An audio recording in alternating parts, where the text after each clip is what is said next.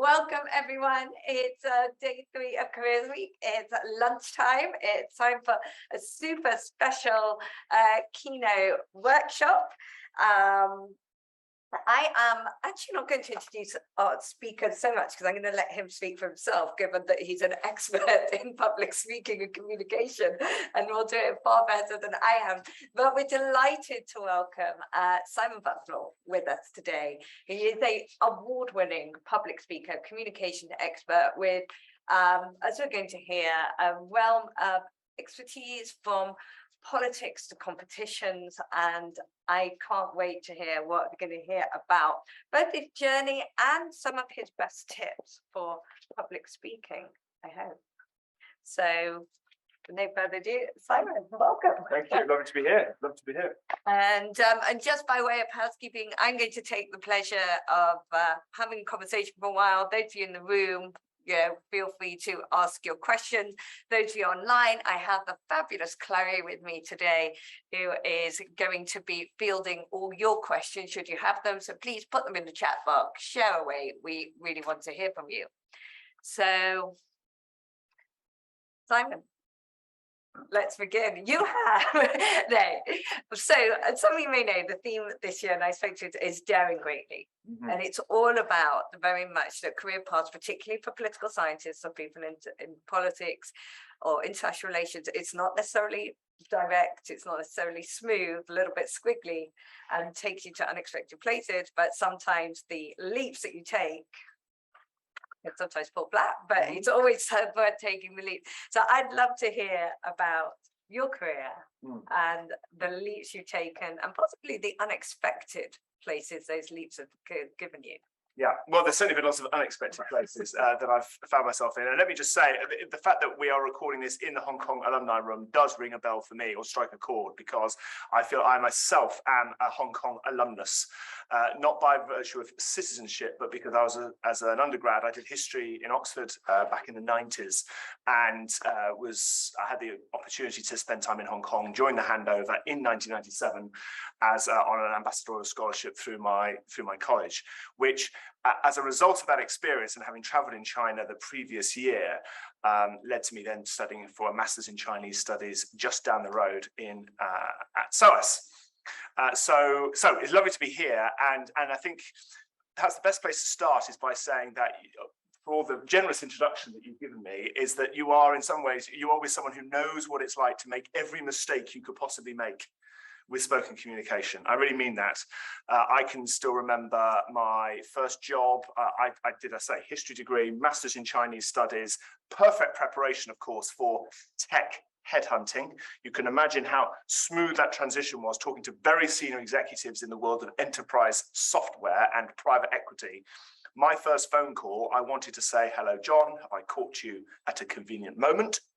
That was the plan. I had a script all lined up. I was terribly nervous because it was literally my first big phone call. What I actually said under pressure was, "Hello, James, where have you caught yourself?"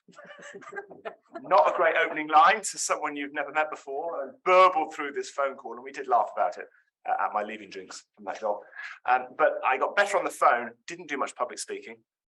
You don't in headhunting. It's mostly one-to-one. Interview situations, of course, it's one-to-one, maybe two-to-one, lots of phone calls and so on.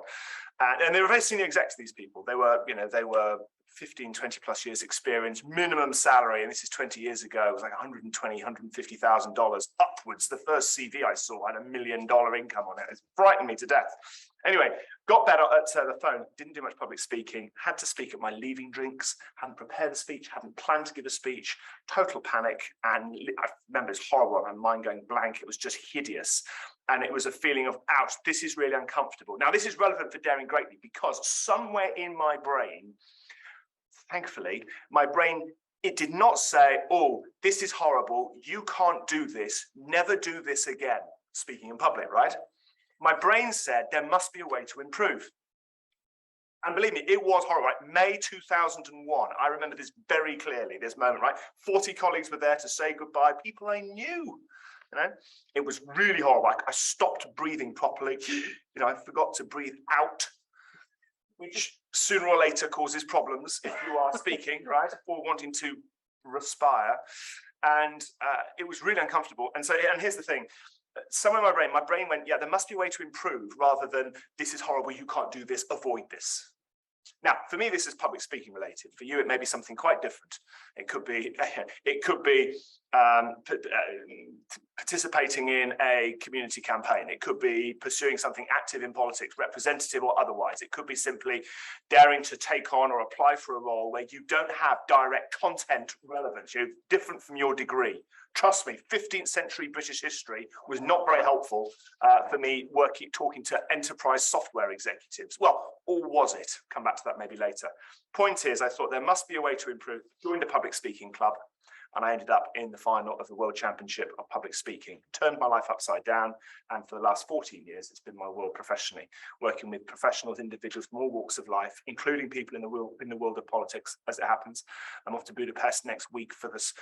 I think it's the 7th in a series of residential weekends working with women politicians from all over Europe on storytelling and pitching and public speaking, for example, and then going to Vilnius later this year. So there's people in politics, but also in technology, engineering, public affairs more generally, and so on. So, but it did come from me having a brutal experience and thinking, right, I want to do something about this. This must be a skill, not a gift. And that for me, I feel very fortunate that someone, my brain did say that, because it absolutely unlocked so much of what I've gone on to do in the 20 years since. So if you do have a brutal experience and something that is painful, you think, ouch, that was uncomfortable, that was difficult, that didn't work, that was, yeah. That doesn't mean therefore avoid it, you can't do it. It may just mean you haven't mastered that yet. So there we go. I think it gives a bit of a feel, but yeah. Well, that's a fantastic start. And there's so much to go. I don't even know where to go from there. So I guess let's take a little bit on that journey to actually the competition, because that sort of did that. So I guess I have two questions related to that. So did that work in parallel with some of the sort of shifting work into more communications and sort of absorbing the sort of your politics interests, or did it work sort of separately? Did one inform the other? So the politics and the public speaking relationship. Yes. Yeah. So I worked in the headhunting for a couple of years, had the leave and drink speech, left that job and took some time out. I hadn't had a gap year, so I went and did some things, spent some time learning some Spanish and some French and traveling, and thought, right, I knew this is long before I actually entered the public speaking world seriously, but it was in my head. I think there must be a way to improve somewhere. When I get back to the UK, I'm going to focus on this. But I knew that I was interested in politics. As I'd done a history degree, I'd also loved I did politics at school as well, was fascinated by the subject.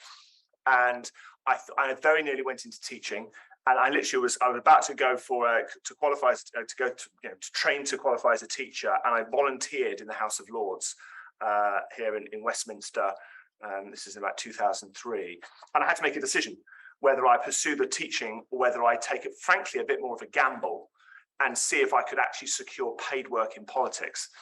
And we can talk more about that in a bit if it's helpful and relevant. The actual securing professional work, which I subsequently did in politics, but it was only after I'd done that, I was working in the House of Commons professionally after all sorts of squiggles and different all sorts of things. I ended up getting a paid job in the House of Commons, and once I was settled doing that, I thought, right, public speaking, I need to get better at that. I wasn't doing any in my job. My boss was, because he was the chairman of the Liberal Democrats, but I wasn't. But I thought I must find. So I joined the public speaking club, and I think the relationship is the public speaking did not inform the politics. I think the fact I was working in a world where I could see the importance of public speaking was a reminder to me, this is important, whether you're going to pursue politics or not.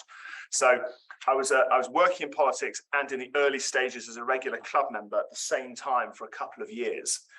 And I think the one thing I'd say at this point, and of course we can go into any more detail on this if it's of interest or relevance, but it got to a point where I was thinking very seriously about running for Parliament. I was an accredited candidate. It would have been for the Lib Dems back then, and I was at a crossroads. Thought, right, I could either pursue this seriously and actually run for office, in which case I don't want to be working in politics, because otherwise it'll be working and playing at the same time.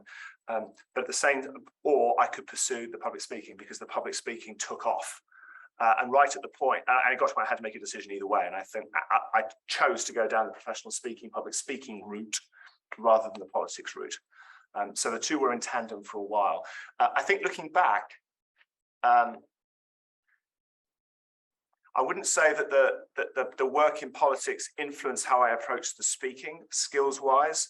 I think the speaking skills I was developing certainly affected how I operated when I was working in politics in terms of how to give feedback, being able to communicate more clearly, being able to handle some challenging situations, conduct interviews on the phone as I was doing, screening candidates who were applying for jobs and so on.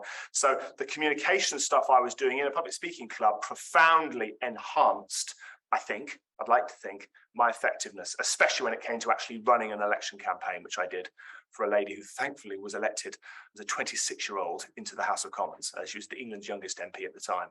I would not have been able to have managed that campaign and inspired and worked with those volunteers and had it not been for the communications experience. So it was very, very useful for that. There you go. Well, so and just to situate this a little bit, what we're hearing again and again throughout Careers Week is nobody's path is straight. More and more we're having experts like yourself and sort of seeing where we're seizing opportunities, or there's very much the squiggly career. Yeah, It's sort of different doors opening to the next one. I want to come back to the public speaking, but before I do that, I'd love to know a little bit more about, you spent time, well, you applied for the Lords, ended up in the Commons. Yes. What were the sort of key lessons that you sort of took away from your experience working inside politics? As I'm sure got a lot of IR, a lot of politics students here. Sort of what were the things, the kind of eye openers, the sort of key lessons that you took away from them?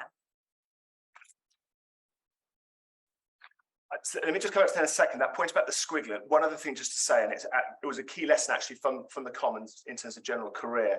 The MP that I worked for in the Commons, called Matthew Taylor, he was an MP for a constituency in Cornwall, way down in the southwest, and he's not in politics now. He's a peer, but he became an MP aged 24, right? Very young to become a member of Parliament, right?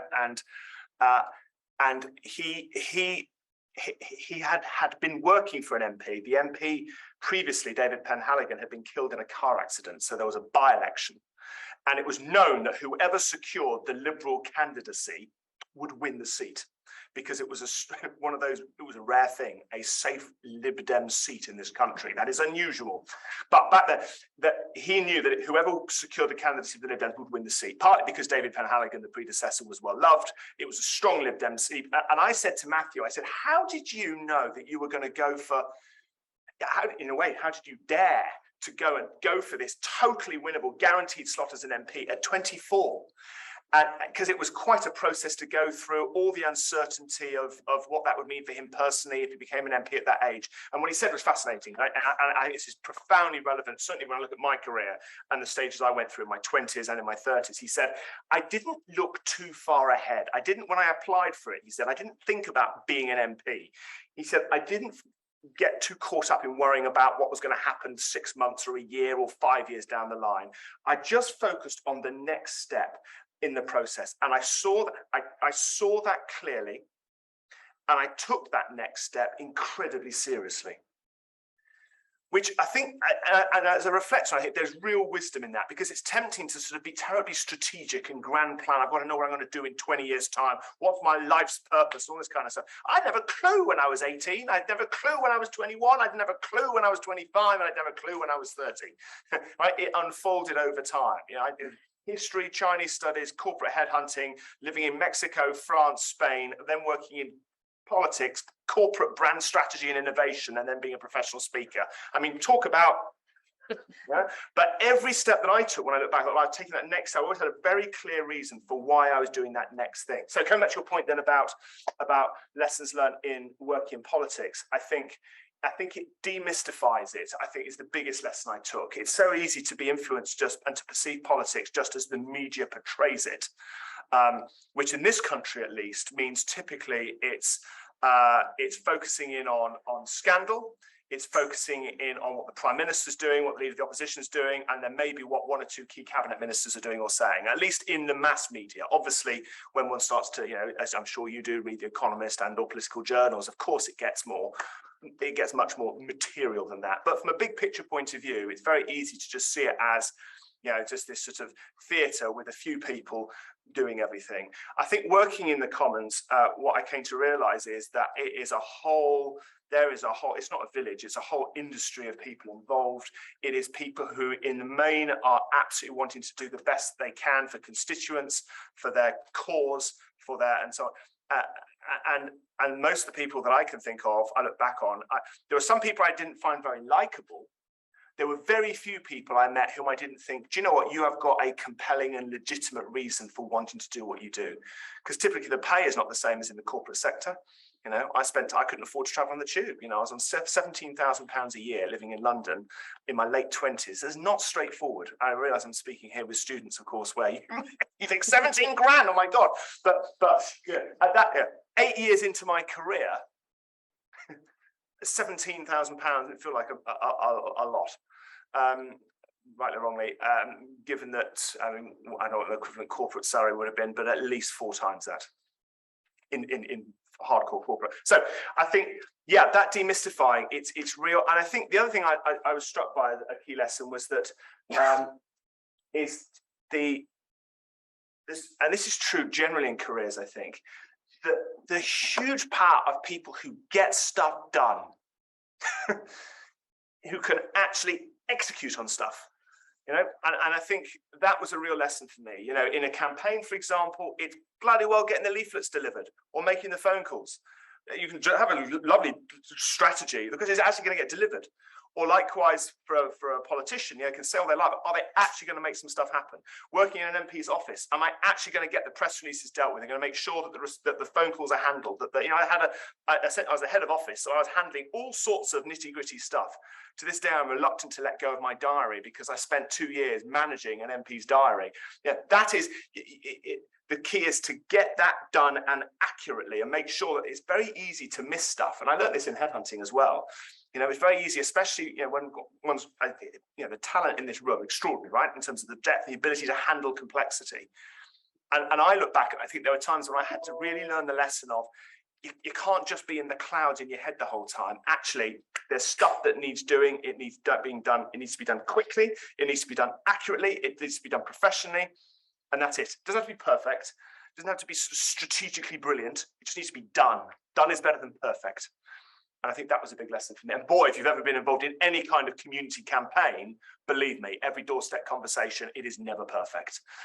It is always very, very messy, you know. And that can sometimes take, it sounds like a rather trite point, but I think it was a key lesson for me. I think there's a lot of thinking around that right now, that sometimes I mean, I know that it's something I've heard a lot right now, is that you've got to, if you aim for perfect, it will hold you back.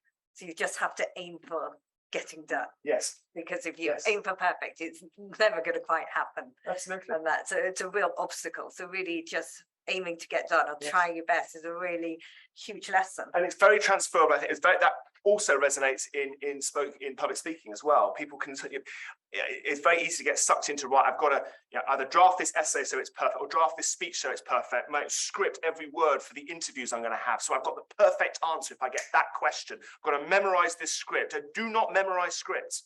You will sound like a badly rehearsed school play if you do that. Right? I'm not saying don't write stuff out and get clear on what you want to say, absolutely. But if you try to memorize and deliver a script, unless you are an exceedingly good actress and actor, it will sound false.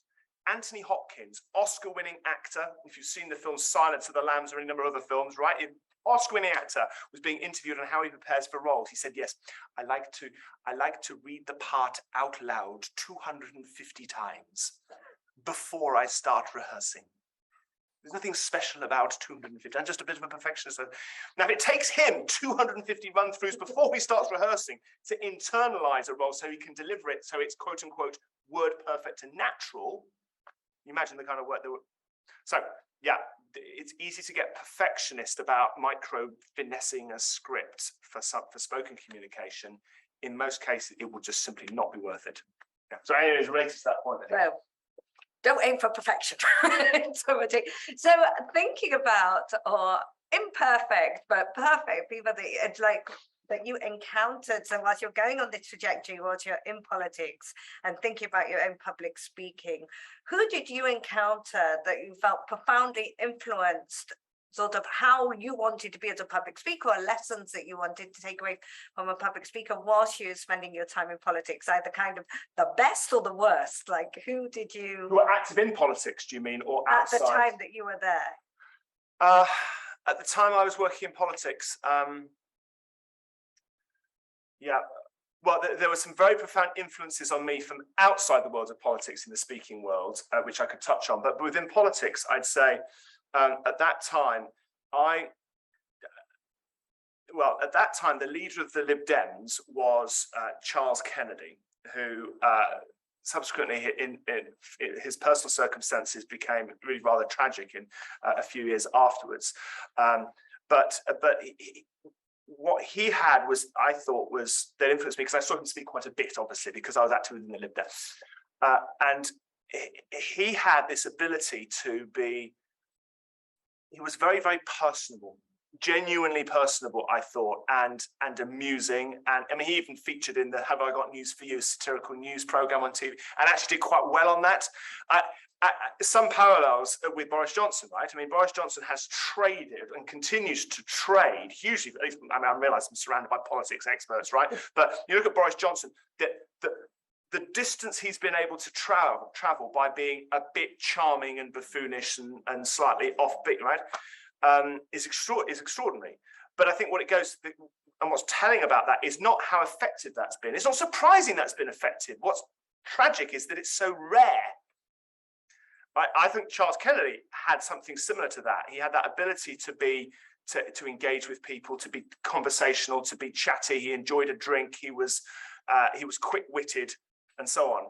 And I think arguably quite comfortable in his own skin. I think, even though he had issues to deal with in terms of alcoholism in his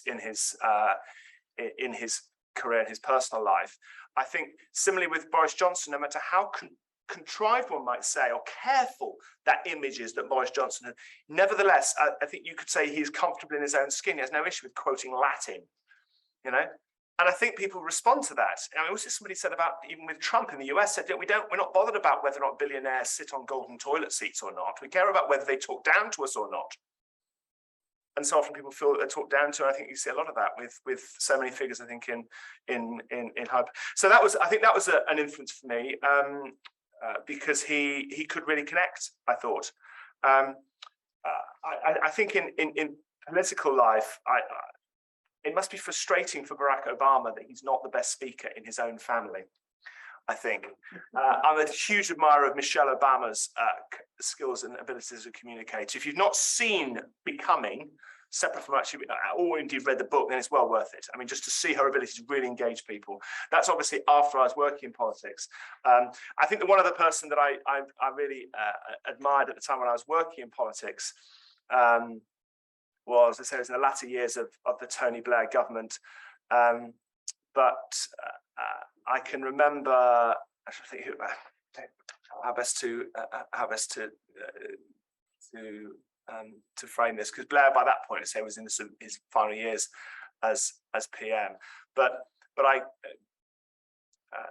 I'd always admired William Hague's ability and sharpness as a debater in the House of Commons. Now, he was not the leader of the Conservatives at the time that I was working in politics, but he was still very much a sort of senior, a grandee in the Conservative Party.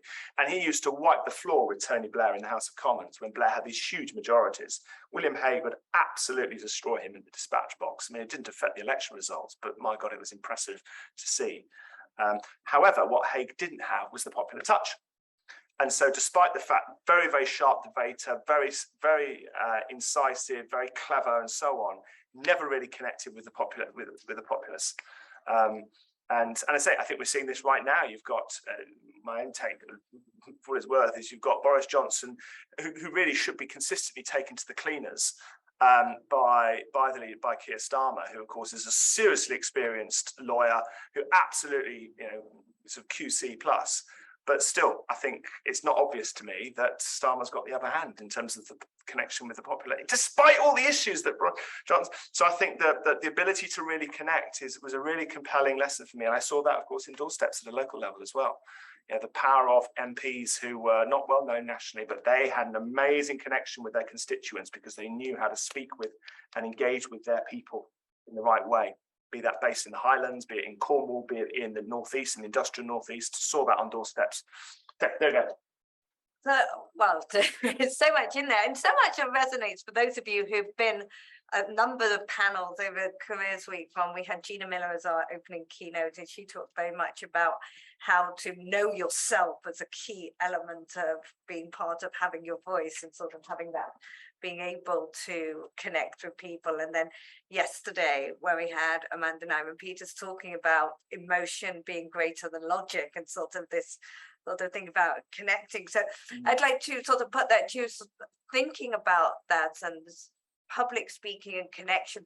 What would be for people wanting to develop skills in connecting as part of their messaging? What would you say are the key tips for that?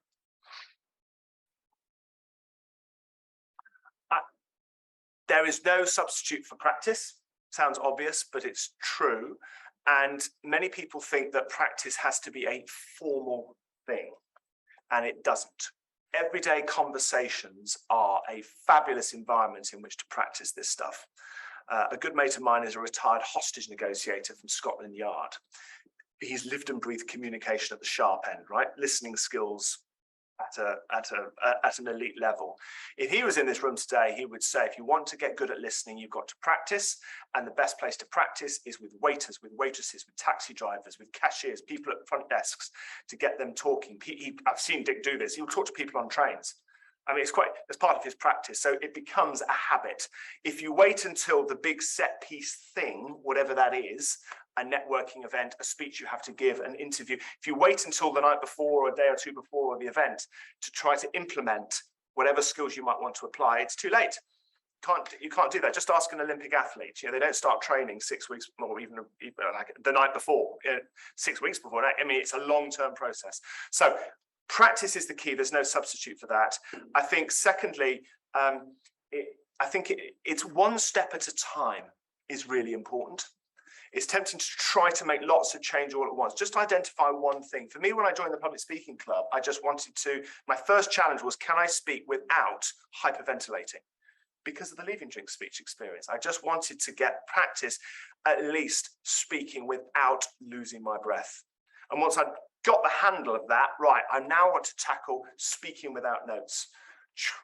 And then now the fact I was in the Public Speaking Club, of course, gave me an actual path to pursue this step by step. You don't have to have a formal environment, but everyday environments are a great place to practice conversations, whether you're with people or it's on Zoom or other, and then focusing on one thing at a time. So if you were to identify just one area you think you could improve on, just focus on that. Just take that. It's a bit like the Matthew Taylor insight. Just be clear on what that next step is you want to take. See it clearly. Take it incredibly seriously. It's tempting to think it's a curse of entrepreneurs. There's a million and one things. I want to do all of these things. It's hard to. And then the third thing I'd suggest is to get some feedback. Have a circle of trust. Whom is in your circle of trust? And it might be a couple of people. It might be 5 people, but people that you absolutely that know you and you know them, with whom you can be open and actually talk some stuff through and get a view and get an honest view on, right, well, how does this come across? What do you think? And ask for their feedback or just have a discussion about this stuff. I found that hugely helpful when seeking to really get to the root of what I really wanted to say in the public speaking competitions. Yes, there were people that were very skilled in public speaking that could give me feedback, but actually some of the best insights I got were from people who, yes, had skills for sure on speaking and performance, but who knew me incredibly well. And they could tell if something wasn't quite right or if something was missing. They could just sense it because they knew me well. So who's in your circle of trust? I recommend, and that's of course relevant for preparing for any number of things in life, not just building your skills in connecting. So yeah, I think I really recommend that. And it's good for there to be some diversity there. Maybe it's 1 or 2 of your peers here within UCL. It may be that it's 1 or 2 friends of yours from school. Maybe there's a family member. Maybe there's, but have a circle of trust. And it doesn't have to be a formal thing, but in your own mind, know who are those people that, there are 4 friends of mine from university days to this. One of them I'm meeting up with on Friday night. We absolutely got each other's backs. We are still in close contact, 20 odd years afterwards, after we graduated, 23 years after we graduated, 25 years after we graduated. So circle of trust really valuable, I think. Just an interesting sort of question. Do you, so I know personally when I've had, and particularly in the age of Zoom, I hate watching back recorded speeches. And do you actually watch it back, or do you rely on your circle of trust to provide you feedback? Versus watching stuff back. Yeah. So I have obviously watched stuff back and listened to stuff back, not always, because it can be excruciating for sure. I mean, I've not met anyone who enjoys doing this. First of all, I think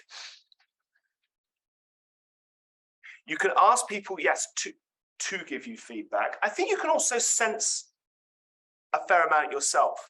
And so I think one of the things I've found is that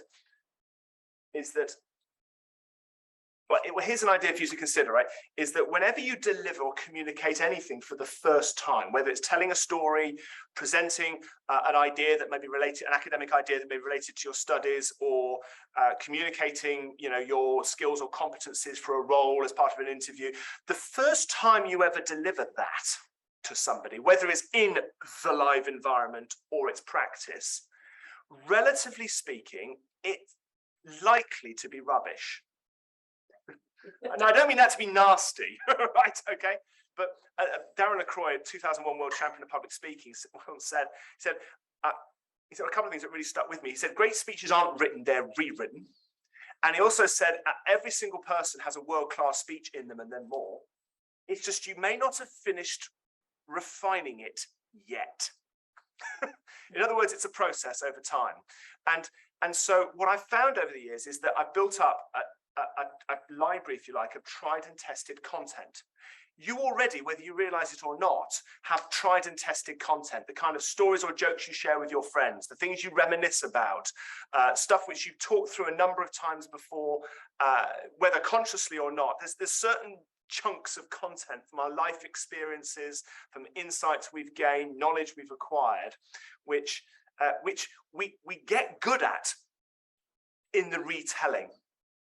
And so I think what this means, of course, is that over time, if you're purposeful about it, you can see what the reaction is when you communicate that. And you can usually tell if something really resonates. And you can also tell if it doesn't. And so then even if you don't get feedback, you think, right, okay, I'll probably get better at telling that. How can I rework that? How can I improve that? And then try it again. So often people think that they've got to be completely fresh every time. Nonsense. People want your best stuff. Feel good about reworking that. It is a good use of recycling. Yeah. And so you gradually build up this library of content, and it's easier to test the effectiveness of that because it's the same thing, but just reworked and improved. See what I mean? You can see how that's evolved over time. Goodness. So, I mean, that's a really great advice. I mean, I found one of the hardest things when we were forced as lecturers onto Zoom last year, we had to pre-record everything and then edit it. It was nightmarish watching it back. That was really nightmarish. But I want to go back a little bit more. I've got a ton of questions here, but to talk a little bit more about so you joined a public speaking club and that journey to winning a public speaking championship, because I'm sure we'd all love to hear about that, right? Cool. Yes, seemingly strange it may be, right?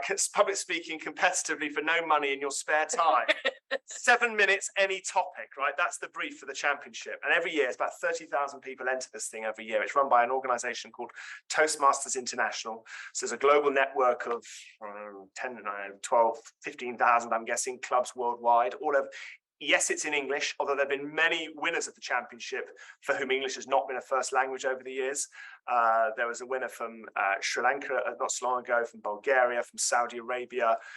There's a young guy from China who has placed second in the world final twice, I think. He certainly made the final a number of times. So anyway, but it is in English, 7 minutes, any topic, and your choice, and it's prepared. Separately, there is an impromptu speaking competition and so on. So when I've been a member of the club for 2 years, and I'd gone through a process working on speeches, learning to speak without notes, and so on. I'd literally gone through a program as a member of this Toastmasters club, and I'd done my what was the number 10 speech, which was the final speech in the initial foundation manual, which is a speaking to inspire challenge. That's the project, speaking to inspire. Each speech project has a different set of objectives, visual aids, get to the point, vocal variety, etc. Anyway, the last one, speaking to inspire, and I told the story of a bully from school who became a friend of mine. And my mentor, and a mentor in my circle of trust within the club, Nigel Cutts, much older than me. He must be 30, 40, 35 years older than me. But I've got to know him, and he had been supporting me, and he challenged me. He said, right, with this number 10 speech, take some emotional risk. Be vulnerable. I haven't seen you been really vulnerable yet in front of an audience. So told this story from my school days of the bully who became a friend, and in quite emotional circumstances. Personal story, one of the golden tips for effective communication: make a point, tell a story, or tell a story to make a point. Works for interviews as well, right? Could you give an example of a time when ... It's a make a point, tell a story type question, right? So the story was about this bully became a friend. The message was all about empathy, and it had quite an impact in the club. And my mentor said, Simon, you should put that into the competition because it's coming up in 3 months' time. I thought, all right, okay, well, I'll give that a go. Okay, all right. And all I really knew was that this was a thing that started at club level and went through to a Britain and Ireland final, round 4. It's a straight knockout. So I entered thinking, wouldn't it be great to do it well at club level and maybe get to round 2? And the speech just kept winning. And so I ended up an unknown arriving in Ireland for round 4 to represent London. In Mullingar in Ireland in May 2006. I was just a total unknown. I think, frankly, the Irish speakers were the favourites. There's a couple of really strong speakers, but 4 speakers from Ireland, 4 from Britain. In that final, winner goes to the States to compete in the international semi-finals, and I won it. Narrowly, I suspect. I ended up going to Washington. So I went to Washington, DC, had to develop a new speech, arrived in Washington, a mile from the White House. It was the hotel outside which President Reagan was shot back in 1981, I think it was. So literally, it was the Washington Hilton, massive ballroom, as a world semi-final, new speech developed. And they announced 3rd place, it wasn't my name. They announced 2nd place, it wasn't my name. They announced 1st place, and it wasn't my name either. So I was out, right? And so, I remember it was a significant moment because, again, it was a speech that was very emotionally vulnerable. And it was a big moment because I related some experience from my childhood, which was very personal, and it was not experience I would have imagined I would share about some aspects of my childhood. And I came away thinking, I lost the competition. But I thought, if I can take content that's this personal, that is this emotionally risky, for the benefit of an audience, not like therapy, but in order to try to get a message across to an audience, anything is possible. So I came back from Washington, and I came back a different person. I really did, because my sense of identity had shifted. They say, change starts at an identity level. I came away thinking, wow, I have taken through 2 speeches, I have dug deep and actually gone through a real emotional journey, and I have competed in a semi-final of the World Championship. Wow, I may never get that opportunity again. Doesn't matter. I came back in my own mind a different speaker. So that was my first experience of the championship back in 2006. But the employer I was then working for at the time started to get suspicious as to whether I would stay in the job much longer, when the following year I went all the way to the semis again and still didn't get through to the world final, but got 2nd in Phoenix, Arizona. So anyway, that was my early experience in the championship. So how many times did it take you before you won? Well, I've not won the whole thing. I got to the world final in 2017 in Vancouver and placed 2nd. In the world final, with a version of the speech that I'd originally given years before in the early rounds. It's the story of the boy from school who was the rotter who became a friend of mine. So I placed 2nd in Vancouver in 2017. So some years I entered, some years I didn't enter. And here's another thing, by the way. In 2007, I went to Phoenix, placed 2nd in the semi, lost to a speaker from Queensland in Australia who went on to couple of years later win the whole thing, Mark Hunter. And a couple of things happened at that time that were significant. One was, after that contest in 2007, a previous winner of the championship came to me and said, Simon, he said, I saw your speech. He He said, I thought it was great. I said, oh, thanks very much. He said, now, would you like some feedback? Now, it wasn't in my circle of trust, but I did like him and I did respect him. So I said, yeah, you won the championship, please do. He said, watch the video, do a you count. I said, what do you mean? He said, count the yous. I said, what, count the number of times I use the word you in my speech? He said, yeah, it'll show you how audience focused your speech was. So I went back and watched the video because they're all filmed. 7 minutes, 12 seconds, my speech, right? 8 uses of you in the speech. I thought, that's not bad. That's 8 uses in 7 minutes, 12 seconds. Okay. Then I thought, well, how good was his speech? Giving this advice. I went back and watched this championship winning speech. It's from 2001. You can see it online on YouTube if you want to see it. It's called Ouch by Darren Lacroix, or Lacroix, if you were to say it in French. It's on YouTube. To my amazement, he used the word you 15 times in the first 90 seconds. Right?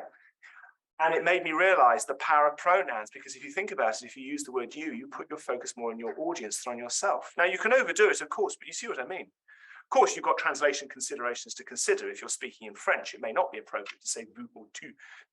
Depends on the situation. Or indeed in Mandarin, of course, ni or nin, right? You've got to gauge in languages what's appropriate. But at least in English, it's one of the simplest, most effective ways to put the focus on the listener rather than on the audience. Because if you think about it, you can hear me doing it right now.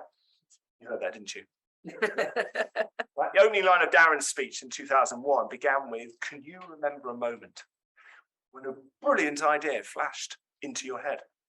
Right? He's saying this to 2,500 people, 2 uses of you in the first sentence. So that was one thing. I came back thinking, God, I never thought about that. That was totally invisible to me. But then after that, the following year, I re-entered and I came second at club level, knocked out in the first round. Second out of 2 speakers.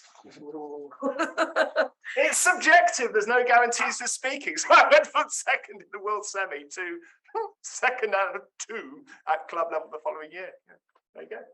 So the path to competitive speaking Oh, definitely not smooth. It's wiggly. It's definitely wiggly. So I just want to, I'm going to open up a brief question point and then I'll come back in a minute. But thinking about that and sort of your journey sort of on that, and who have been or what are the kind of great speeches that you've either heard or that have inspired you, or kind of the speeches that you go back to re-review if you're looking at, you know, something to sort of unlock your own speech? Oh, well, there's snippets from so many different speeches, and of course, TED as a platform has become so well known now. I think some people are a bit skeptical of, oh, it's a TED talk. I meet some people in corporate life who say, oh, well, I don't want to do like a TED talk, as if somehow. I don't get it, because I think it's a fabulous platform. I absolutely love Ken Robinson's talk, Do Schools Kill Creativity? Irrespective of what one thinks about the message, just the way it's told, the humor of it, the storytelling, the boldness of the points that are made. So it's a very well-known speech, of course. I think it's still the most downloaded TED Talk online. If you've not seen it, or even if you have seen it, it's worth studying for the storytelling skills alone. They're brilliant. And for the fact that it is so conversational. It's a speaker in his own skin. You know, he's very much an introvert. Well, he died about 2 or 3 years ago now, but he is not charging around the stage. He is just standing there calmly, talking to the audience. I think it's content that he absolutely has mastered. He would not be able to talk about it in that relaxed a way, in that focused way, if he wasn't totally in command of that material. But it's still, I think it's brilliant. I say the way the stories are put together. So that's an example. I mean, Brené Brown, of course, is relevant for the theme of this conference. I mean, I remember first seeing the Power of Vulnerability speech and thinking it's terrific. And by the way, a thought to consider: if you're ever introducing yourself, like a personal introduction in a meeting or as part perhaps of a committee or in an interview even, just have a look at how she does that at the beginning of her talk. You know, she does the kind of, well, I'll start with this. An event planner called me and said, I'm struggling to know how to introduce you because I'm worried if I say that you're a researcher, people will think you're boring and irrelevant. Anyways, she tells a short story. If you haven't seen it, it's worth watching.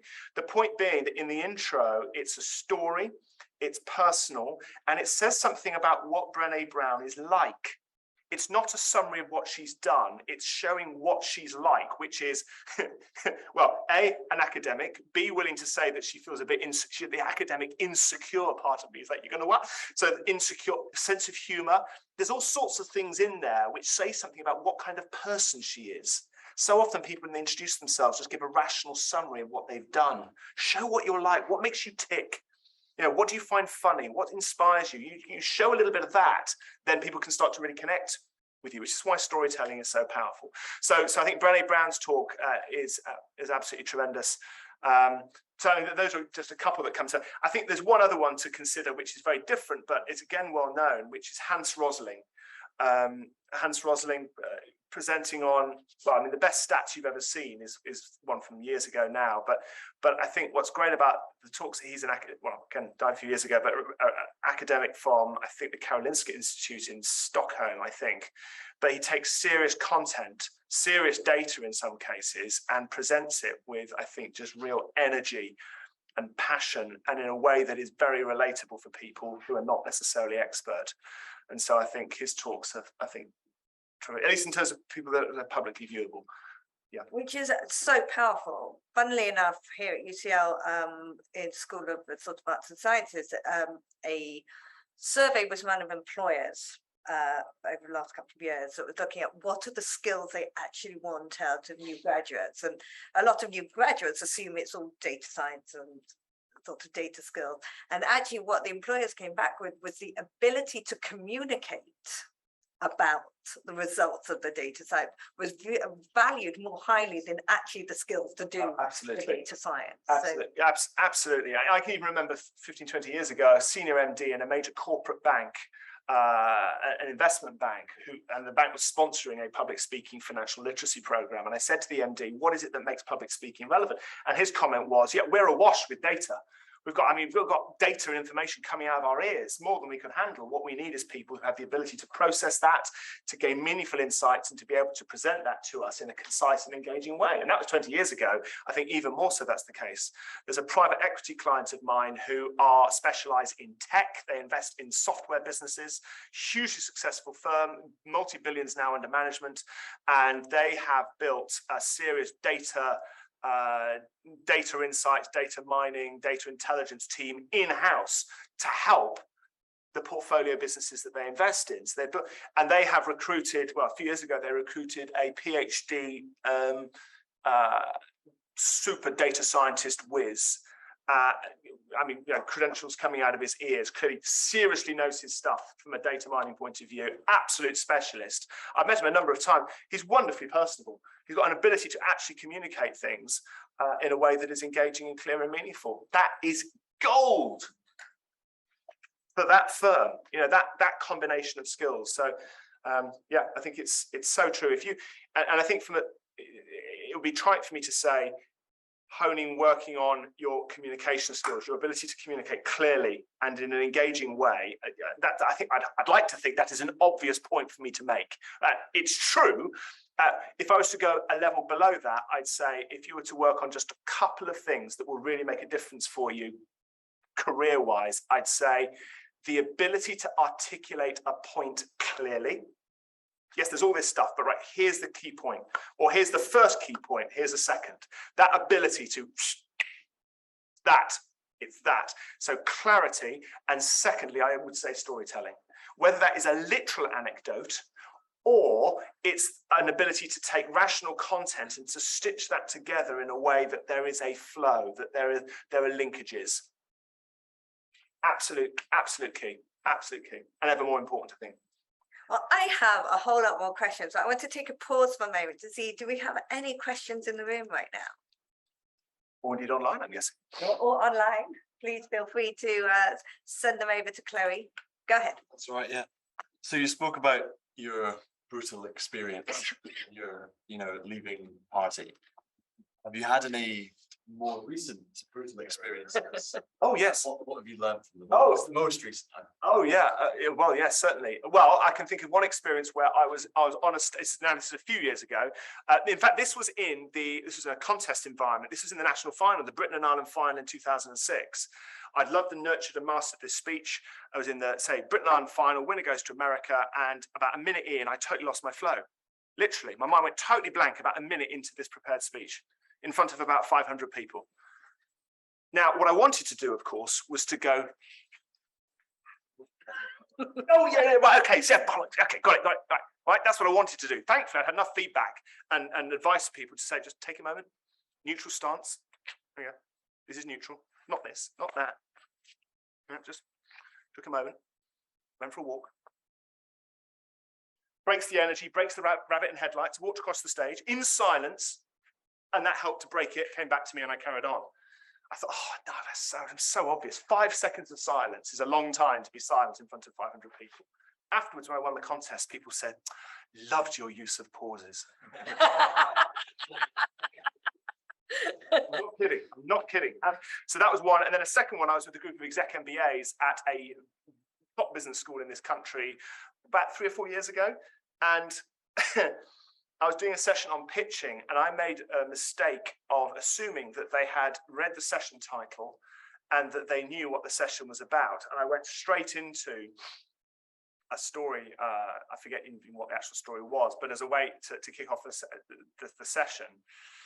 And after about 45 seconds or a minute or so, one of the exec MBAs put the hand out and said, "Excuse me, what is this session about?"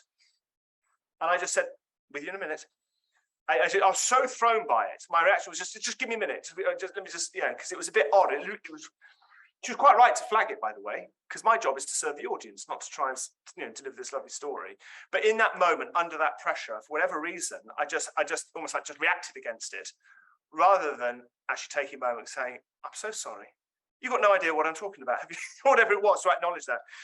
Now, what was the lesson for me on that was that, especially with an exec MBA audience, and they were jet lagged, they'd flown from all over the world for the week where they were at the business school, and they'd had a really intense day. Now, I would say in my defense, it wasn't ideal to be running a session at 5:45 in the afternoon during the Football World Cup. Right, when a number of them would rather be in a number of places, not with me. But nevertheless, still, that's my job is to serve the audience. So, but that was the extenuating circumstances. They were knackered, understandably. The last thing they needed was having to work hard to figure out what the hell they were supposed to be in that session for. And so the lesson for me was, especially with exec audiences who are time poor and also, frankly, energy poor because they're having to absorb so much, make life easy for people. In my case, the lesson was, I've just got to be really clear right up front what this session is and what it's about, what's in it for them.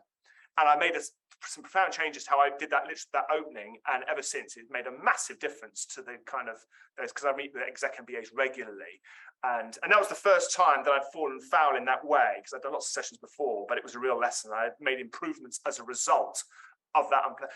If I'd had that kind of, this is horrible, I can't do this mindset, I'd have said, exec MBA audiences and me don't mix. No, I had to just take that on the chin and say, yeah, Simon, you screwed that up. You've got to improve, get that better. Because it clearly did not work. And you can imagine the impact it had on the rest of the audience for me to react a bit sharply to her right in the first minute. Can you imagine? The next 2 hours were hard work, understandably. Yeah, so you're always learning. Go ahead. Well, what are your tips for dealing with this moments for the incident that you faced, your own experience? So what are your tips for dealing with unexpected incidences, and especially when you're staying on the pressurized environment? How do you work that? How do you handle that happening? So first of all, when the unexpected strikes, by definition, you can't predict or prevent that. Yeah, otherwise it wouldn't be unexpected, would it? So there's no magic bullet that stops, for example, mind going blank or sudden panic hitting or a phone going off or an awkward question being asked. So what you can do, however, is put in place options. So you've got options for what you do. Comedians do this. They don't know, if it's a good stand-up comedian, they don't know when they're going to get a heckle. You know, someone calling out from the audience. They don't know when it's going to happen. They don't know what it will be, but they can have a guess that it will probably happen at some point and the kind of thing they might likely get. And so what good comedians have is an arsenal of lines to put down the person, right? So they have options available to them when they need it. The skill is then to choose the option that's suitable for that situation. So same thing here. So for example, one tip is literal neutral stance. How do you stand or sit when you're not moving? Now, so often people have no idea. When you're relaxed, whether you're watching at home or you're here in the room, when you're relaxed, we don't really think about it, do we? But if I suddenly put you up front in front of 1,000 people and say, how are you going to stand without moving? It's amazing. People go, I don't know. Well, I'll be moving because I'm talking. Yes, I know that. What will you do when you're not moving? And they're not quite. All sorts of things. It's amazing what people will do. Neutral stance is just about stripping that out. Now, that's an option, right? Hands down by the side also works. Now, it looks, if I was to come on stage, imagine, right, good morning. You probably wouldn't think, oh, he's doing the neutral stance thing. Look, weight balance, 1 foot slightly in front of the other, and it's slightly asymmetrical. And if I stand like this, it looks a bit weird, doesn't it? Small change, big difference, isn't it? Yeah, like this. Likewise, big difference. Yeah. So you wouldn't think, oh, he's put his thumb next to his middle finger to take the tension out of his arms. You wouldn't think about that, would you? Now, if I did that, you would notice. So neutral stance is just about practicing flushing out the little bits of junk that get in the way. So if the mind goes blank, for example, or something unexpected happens, sometimes the best thing you can do is a neutral stance. Now, it doesn't have to be this. It might be this. It might be this. Probably not that, actually. If I get a question unexpected, it might be my first reaction is simply to say, I realize I didn't say anything, right? But that's me thinking. So that's one option. A second thing is you can pause. The silence may feel like eternity for you, but not for the listener. Loved your use of pauses, remember? For me, I thought, oh God, this is horrible. Thirdly, movement can help. Movement helps break the adrenaline. It helps to reduce the tension. It gives you something to do, assuming you've got the space to move. Mind goes blank. There's another option, which is often when people's mind goes blank, they're not quite sure what to say, or they're asked a question and they go, oh, what do I do? Often, people, oh, what do I say? What do I say? I suggest what you can do is have another run up. You could summarize what you've just been saying. For example, right? It gives you something to do. So chat, chat, chat, chat, chat, mind goes blank. So if we're talking about chat, chat, chat, chat, chat, I might say that again, or phrase that in a slightly different way to buy myself some time to then break through whatever that gap was. Yeah. If, for example, you are presenting and you have, you don't want to memorize or read, but equally you don't feel totally comfortable with just speaking completely freely, there's no rule that says you can't have some notes to the side. I mean, there is a very successful and experienced professional keynote speaker in the States called Alan Weiss, who very comfortably will talk to, I mean, he's a hugely successful speaker. You know, I mean, 5-figure sum for keynotes that he gives. He has some notes to the side, and every now and then, and it'll come back. Great, you know, there it is. It's about. He says there's no problem with having some notes. And if it enables me to, fine. He doesn't stand there with the notes in front of him like this. So those are some things that you can do. One other quick thing, by the way, to help with just settling any kind of physical symptoms before you speak under pressure is good breathing, right? Which is key for me. This was the first thing I worked on in the speaking clubs, remember, to deal with the breathlessness. And what became clear was that I was forgetting to breathe out. I was breathing in, chat, chat, chat, chat, chat, chat, chat, chat, chat, chat. Eventually, you've got to. Right? And I was also breathing very shallow up here. Like, take a deep breath right now, at home and here. Just sit back for a moment and take a deep breath. Go ahead. Okay. Good. So didn't see many shoulders going up, which is a good sign, right? So be aware, if you feel the air in your lungs and feel your shoulders going up, it's a shallow breath. It's not a big breath, right? Of course, a good breath or a deep breath, and you'll know this if you meditate or if you sing, is it's down here.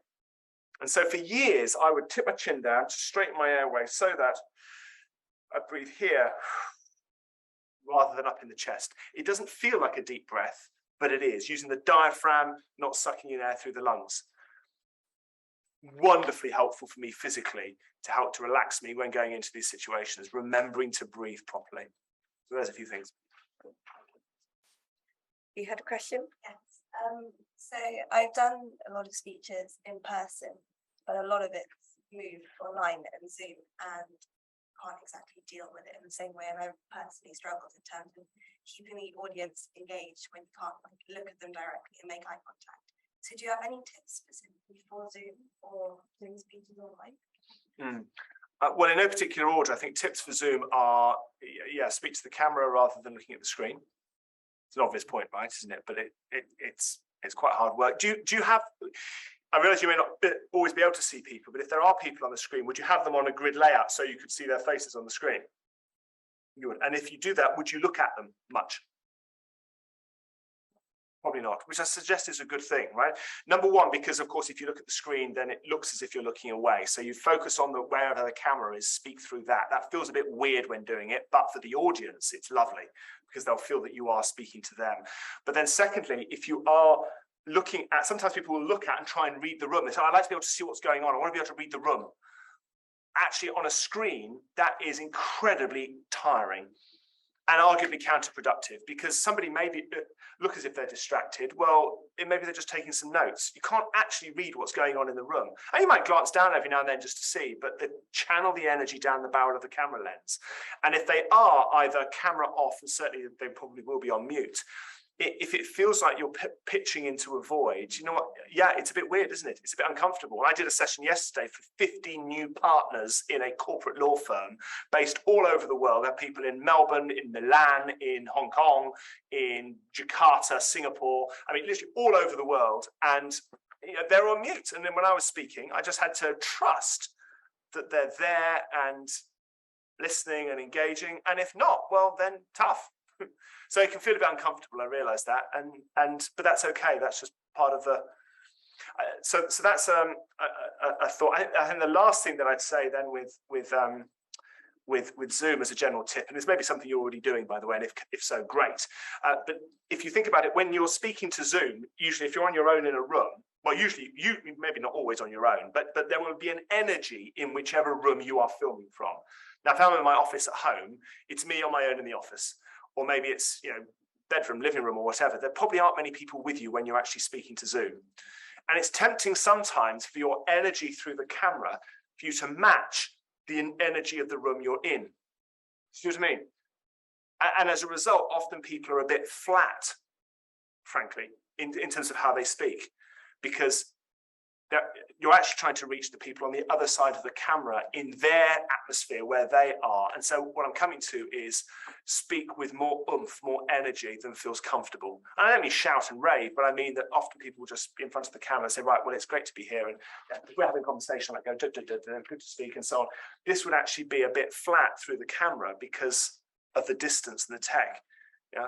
Whereas if I speak like this, and of course, for Melanie, this is really uncomfortable and a bit odd for me to do this, but that's what I would need through the camera to reach people on the other side. If you want to have some oomph and actually grab people, because of course it's so difficult, isn't it, to keep people engaged? There's so many distractions. It is really hard. I found that I teach a particular course that's been taught online to a certain government agency where the people who are in this training course insist on keeping their cameras off for 92 sessions of 90 minutes. And the first time I did it, I was actually soul destroying. And so what I did was I actually stuck a photo on the back of my computer screen, so we're behind where the camera is.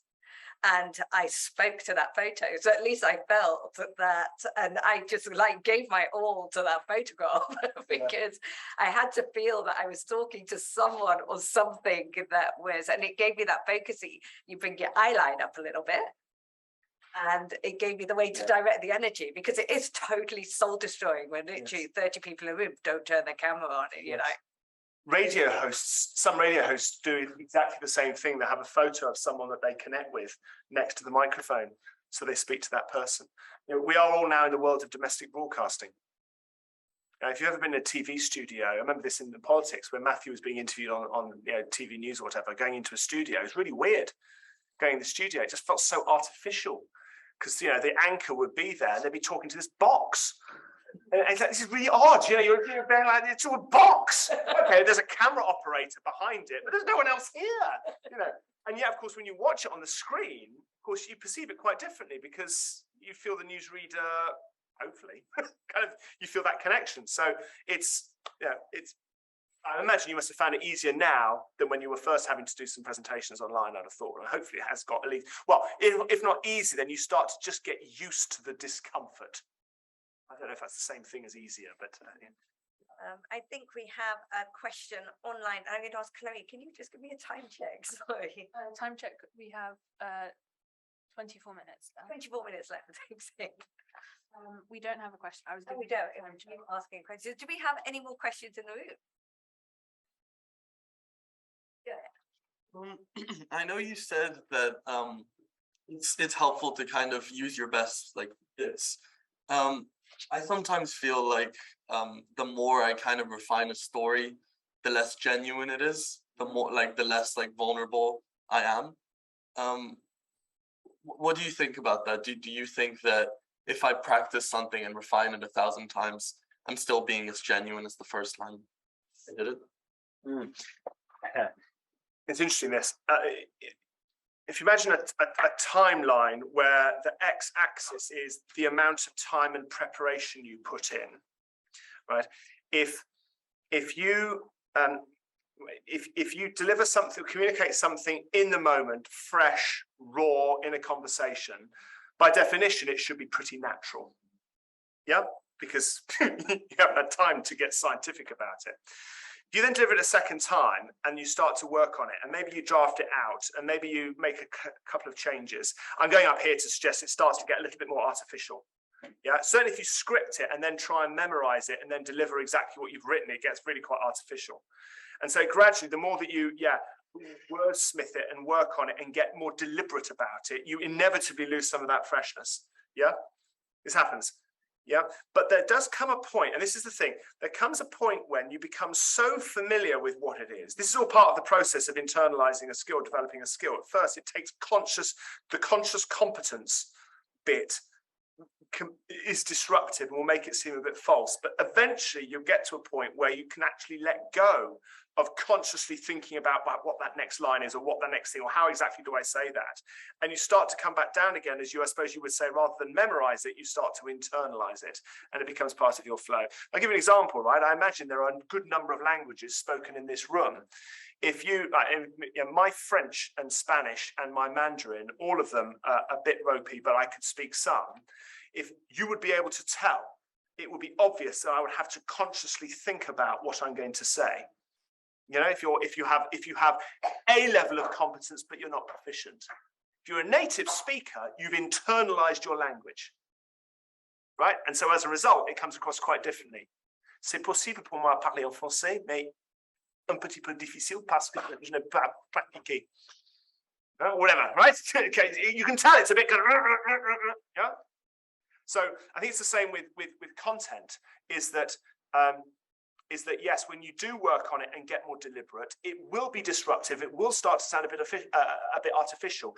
The big mistake here is that some people will then say, yes, that's too rehearsed. That's too practiced.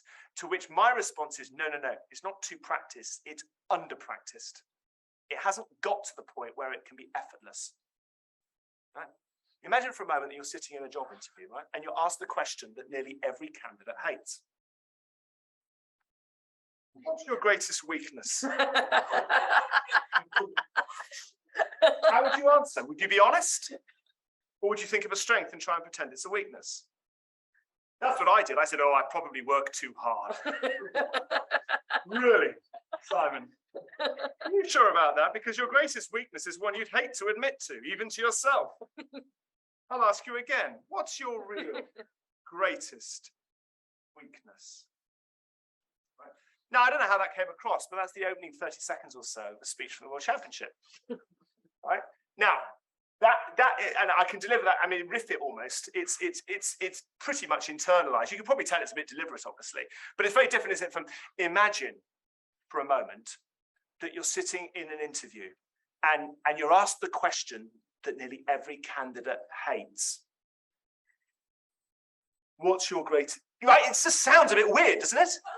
Because I'm now thinking about what I'm saying rather than just relaxing into it and saying, what's your greatest weakness? Do you see?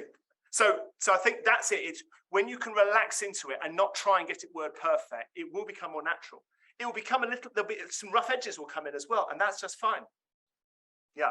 But the journey, Chris Anderson, the creator of TED, has written about this actually in his book as well. And he calls it, he calls it the uncanny valley, where a speech has to go into this valley, he calls it. I mean, in my head, I've always thought of it as getting over a hill. It's that whole Anthony Hopkins 250 times before I start rehearsing. He talks about the valley where the material, it has to go a bit worse in order to then get better. Most people stop when it starts to get worse. They, oh, no, I need to leave it alone. Otherwise, it'll sound too far. People say, oh, don't you get bored delivering what you're doing? You know, if I do an exercise or run an activity or tell a story for the umpteenth time, no, because every time it's fresh. It becomes more natural, it becomes more part of you, precisely because you've done it so many times. So anyway, there you go. One final thing actually on this. A good friend is a professional magician by background. He said, amateur magicians make the mistake of trying to do lots of tricks to lots of people.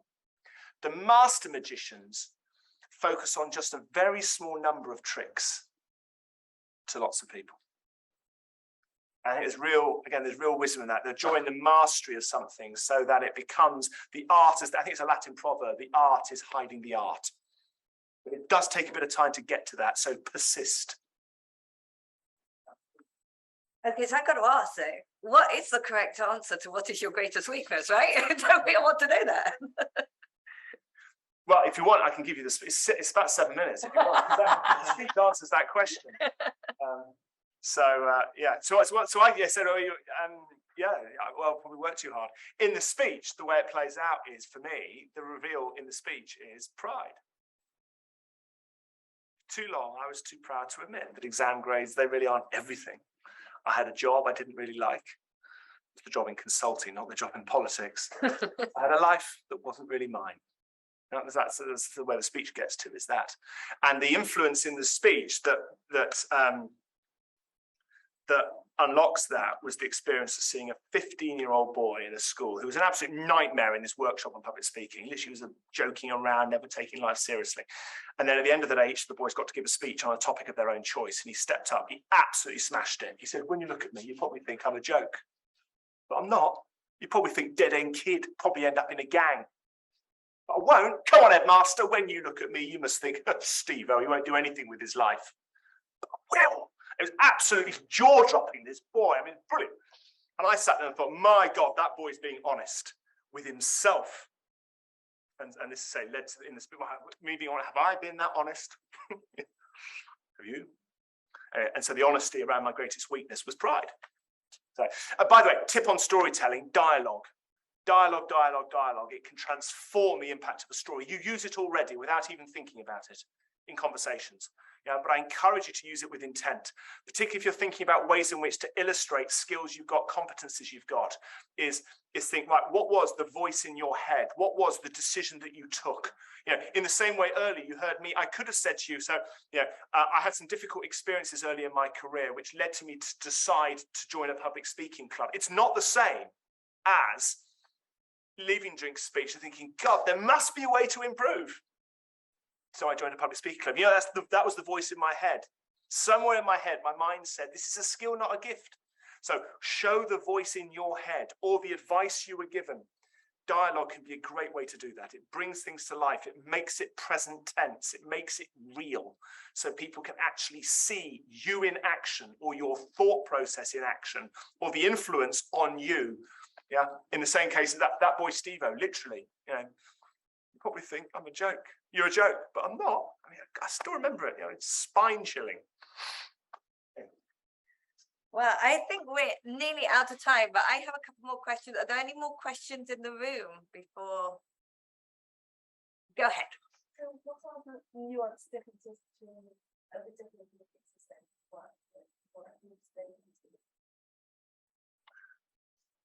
Well, I'd say that there are all sorts of differences and nuances, but what's striking to me is not the differences, it's the similarities. So if I think, you know, I can think of whether one-to-one or with groups. You know, I've worked with executives in Pakistan and Islamabad and Karachi. I've worked with the senior management team at the Atlantis Hotel in Dubai with a massive aquarium with fish, thousands of fish looking at us as we're running a session. I've worked with young people in schools. I've been inside a maximum security prison as a visitor, working with prison inmates. you know, with politicians, with wedding speakers, all sorts. So in terms of the nuances, I'd say this, that younger people, by which I mean people especially under the age of 18, between the age of about 12 and 18, are much more honest than people in their late 20s, 30s and 40s. But what teenagers have in common, they have a lot in common with very senior executives. C-suite executives and teenagers have so much in common. It's fabulous because they are profoundly honest about whether or not something is engaging and relevant for them or not. The only difference is that a C-suite executive will either say, come on, get to the point, or what's this about? How is this going to make me money? How is this going to move us forward? How is this going to further our cause? Or they walk out. Teenagers just start chucking stuff at you. Nice, but you know what I mean? Whereas in their 20s and 30s, people become sort of institutionalized to sort of politely nod and sort of, yes. They're busy thinking about something quite different. But I say, going back to your question, yeah, so there's infinite nuances in terms of perhaps of age or perhaps of certainly, of course, there's cultural context. You know, the energy of audiences can vary. I ran some sessions in Ukraine a few years ago. I went out half a dozen times to Kiev, working with different business audiences there mostly. And at first, very, very quiet. And I was warned about this in advance. Look, they'll be really quiet at first because they're not used to interaction. But once you get going, it'll be fine. First 10 or 15 minutes, I mean, literally, it was like a graveyard. They were totally silent in the room. And then after about 15 minutes, people came, and it was just fabulous. They were just brilliant. I can think of a couple of audiences in Japan where it was similar, very, very quiet. And it took some time before people warmed up. That was not an issue when working at the Academy at Peckham here in South London. Or here in London, you know, there was plenty of noise right from the start, you know. So I think that there's those sorts of differences, but the most significant thing is actually what people have in common. Here's the thing, each and every one of us, we have our own stories. Your story is different from my story. Your experiences are very different from my experiences. What you might think about X, Y, Z may well be very different from me. However, you and I, each of us, you and I, we know what it's like to feel excited, to feel disappointed, to feel proud, to feel hopeful, to feel a sense of triumph, of frustration.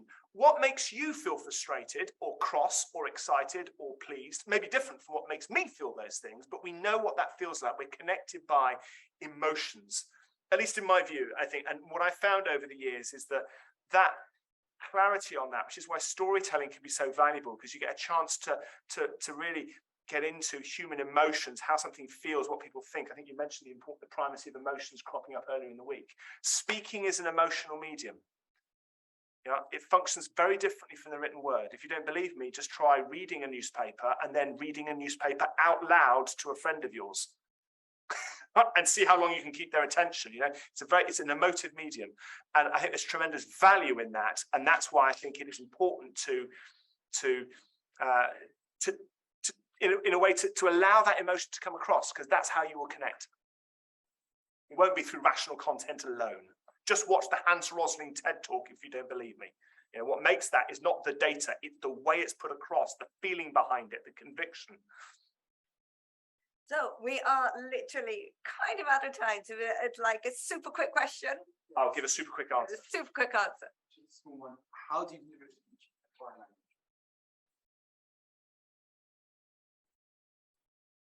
In the same way that you would deliver it in a first language, you spend time getting as clear as you can on what you want to get across.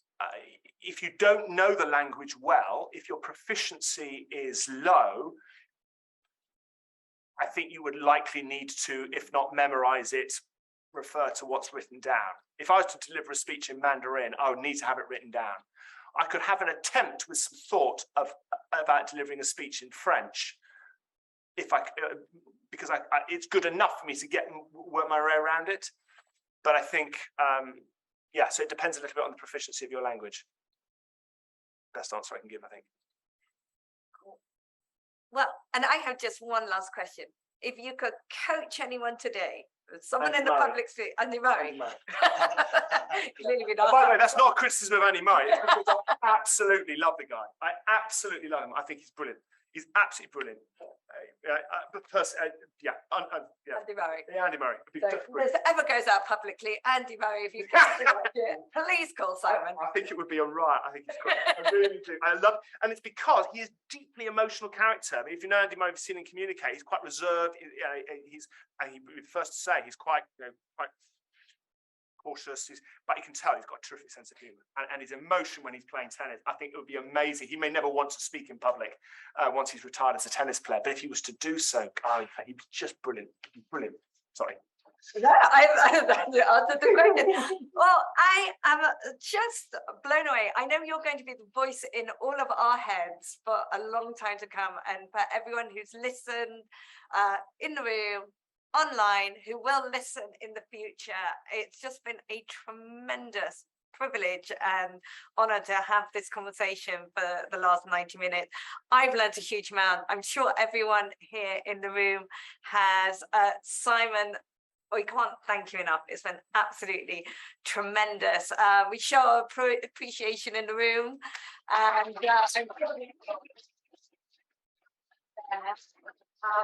thank you so much. I'm Dr. Melanie Garson. This is a wrap lunchtime, day 3 of Careers Week. Check out the website. Loads more to come this afternoon over the next couple of days. Lots and lots of panels, parties, skills building workshop. We've got it all for you. We hope to see you back again in the room, online. Have a great afternoon, and thank you. Absolute pleasure. Absolute pleasure.